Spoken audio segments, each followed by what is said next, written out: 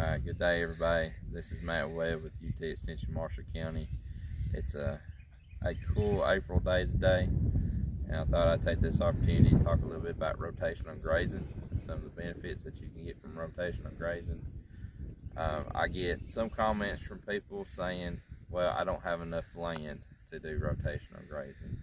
And I don't think that's entirely the case. I think sometimes we got to use our imaginations if we're going to do something like this on small acres. And so I'm sitting here at home, want to kind of illustrate some of the things that I've seen from rotational grazing since we've been at this property. We've been here for 6 years. In the past, this hillside was covered up with brush. It was covered up with wild Bradford pears and various other things, and over time, as we have implemented rotational grazing as well as cutting down some of those species and opened up the field, you can see that we are starting to get some grass that has come in and is looking very nice. And so rotational grazing is basically making smaller fields out of a larger field on your farm. And so you can see here, if you look across where the sheep is, here's one place that we have blocked off. There's another one on the other side of them that we have blocked off with another net, and there's like 5 blocks in front of us. So that's the future. That's where we're going. If you look down at my feet and you look over to my left, you can see where the past was, where we've been. Okay, and so you can see the dramatic change as we have moved those sheep over the landscape, what they have done. And so what rotational grazing does from a plant standpoint is it allows some of those species that are not as tolerant to close grazing to give them a break, to allow them to build up their root reserves and to build up their persistence. We have a lot of orchard grass here. There's some fescue here. We've also oversowed a little bit of annual ryegrass here. These species, when we first bought the property, we didn't see very much of this. And so over time, as we have given these plants a rest, they have been able to build up the reserves to where we do have it over across the property now. You start seeing these species coming back. And so being able to allow those plants to have a rest, and it varies throughout the year. Right now it's springtime, we've had moisture, the temperatures are warming up. You know, you can graze this spot down, and what we're doing right now is they're here for 2 days and they move, and they'll be back here in 20 days. So we're in a 20-day rotation because everything is growing extremely fast right now. Later, as we get into the summer or we get to the fall where we want to start to build up these grasses, we'll slow it down to where we might be here for 4 or 5 days, and then they get a rest of 30 to 40 or 50 days even.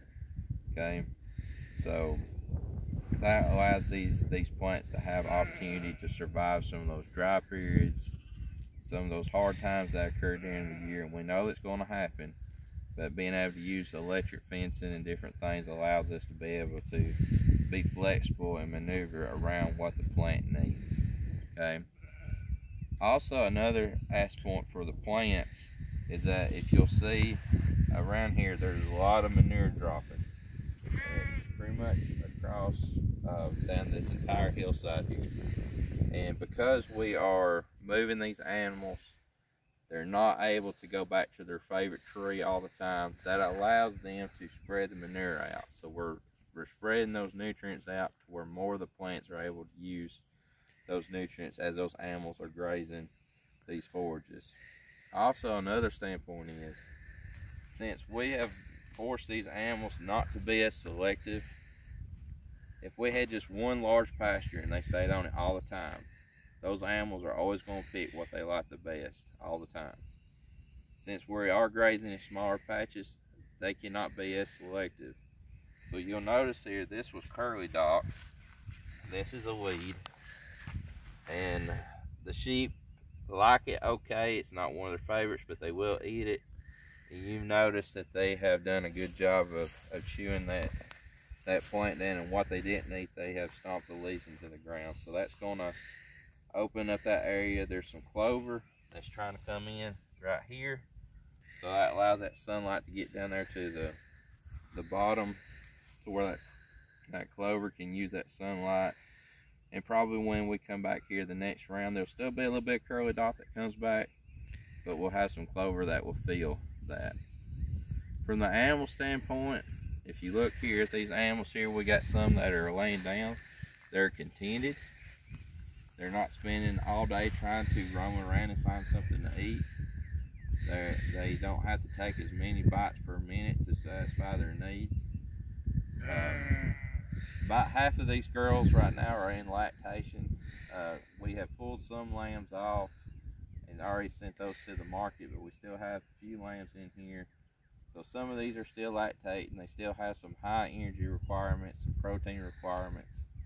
And you see there's plenty of forage there for them. There's also plenty of forage here for the babies, and they're growing extremely well right now. But because we are constantly moving them right now, and they're moving quick, they're only eating the best stuff and they're moving on to the next. Later on, when we get to a dry period, we're going to have some forage left here that they can use to get through those dry periods. It also helps us control their intake. So if these animals were not lactating and we had dried them off and they don't need as much, we can actually squeeze these down a little bit if we need to, just to match what they need, and then we can move off of it and keep the rotation going. Also, it helps us control animal movement. So if we wanted to, we check on them every day, we see how they're doing. They're used to us coming out here every day. So if they were in a large field all the time and we didn't check them as regular, they may not be as willing to come up and see us when we're in the field. But because we are moving them every so often, we're able to check and see how their animal health is. Is there anybody limping? Do we notice anybody that's wormy? Somebody just doesn't seem like they're doing well? Then we can address those needs at that time. So there's a lot of benefits to the rotational grazing, you know, and the big thing is efficiency. You're getting the efficiency from the nutrients, you're getting the efficiency from allowing those plants to build up root reserves and gain persistence. And as you add blocks or paddocks to the system, the more efficient it becomes. But we'll talk more about design in another video. If you have any questions, be sure to check us out at marshall.tennessee.edu at the UT Extension Marshall County website. Hope everybody has a good day.